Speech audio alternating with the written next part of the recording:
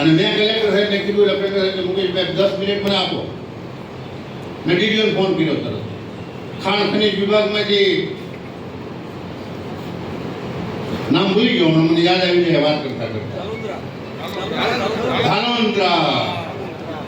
ધાલોદરાને phone કર્યો. મેં કીધું ધાલોદરા સાહેબ, મેં કીધું તમારે જો આવવું હોય અને ખડી જોવી હોય તો આવી જાઓ. માઇટ ડોલોમાઇટ કહેવામાં આવે છે ઇંગ્લિશમાં. પ્રાંતને ફોન કર્યો, મામલતદારને ફોન કર્યો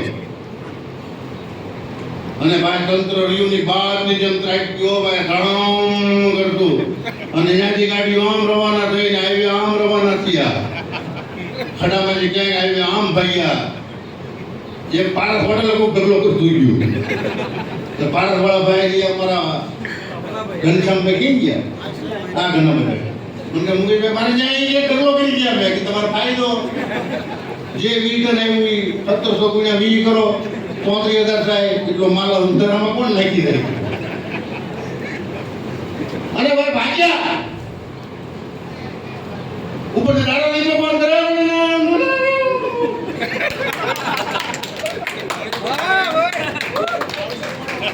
અવાજ નો નીકળે પાડો. એ મુગલાઈ તો માર નહીં. મુગલાઈ ધારી નો દાડો. બાપુજી નો માલ થોડો છે. અમે જીવવા છીએ, મરવાના છીએ. અમે ઠાકડી આંટી હું ધોવાની છે. તમે તો અમદાવાદ જિલ્લામાંથી ધાંગધ્રા ગામના ધંધુકા તાલુકાના અહીં માજી આવ્યા છો ને પાછા 5 વર્ષે બિયા જવાના છો. અમારે કઈ જીવવાનું લોકોની વચ્ચે ભાઈ. અમે તો ઠાકડી નીકળો છે તાર નાય બેરી મને અહીં ખબર નાખી હોય કે રામ બોલો ભાઈ રામ બોલો ભાઈ રામ. એની થોડી પાઇકી નીકળવાની. તમે કોઈનું મકાન ભાડે રાખો તો મકાનમાં રહી શકો. તમે હોર હોય એને રૂડું બનાવી શકો તોડી પાડીને કે ભાઈ આપણને 2 રૂમ નથી ગમતા પછી કોન્ટી કાઢ નાખો, હોલ કરી નાખો. કોઈ મકાન માલિક કરવા દે? તો આને તો અહીંયા માજી આવ્યા છે અને 10 રૂમનું ફળિયું કરવું છે. અને એમ કેમ કરવા દઈએ આપણે ભાઈ? કરવા દેવાય? કરવા દેવાય? લાગવું પડશે. અરે મિત્રો, હું તમને કહું કે આ ખડી લઈને ઈ બંધ થઈ ગઈ.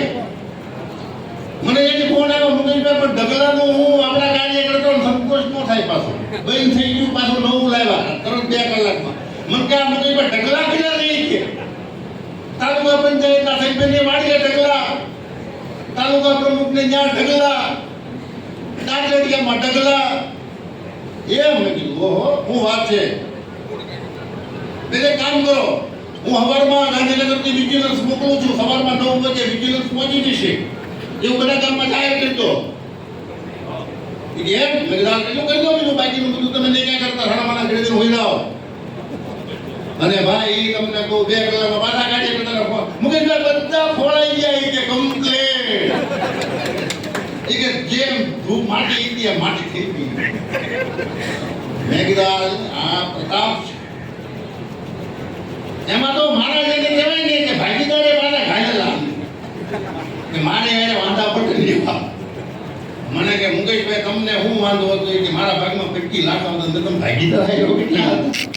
તારા ભાગમાં 25 લાખ આવતા કે અમે 8 ભાગીદાર હતા.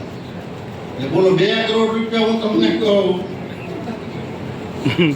હું તારા ગામ ત્યાં જન્મેલા લોકો અને અહીંથી હું તમને ખડી કાઢી લેવી હતી.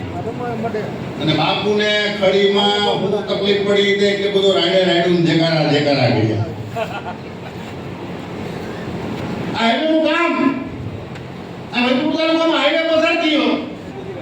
કોન્ટ્રાક્ટરને કામ મળ્યા કોઈ રાજકોટની એજન્સી હોય કે રામ જાણે જાણી હોય કે ફળસિયા રામ છે કે ઘણા બધા નામ મને તો હું તો ક્યારે પડતો નથી એટલે ખબર નથી.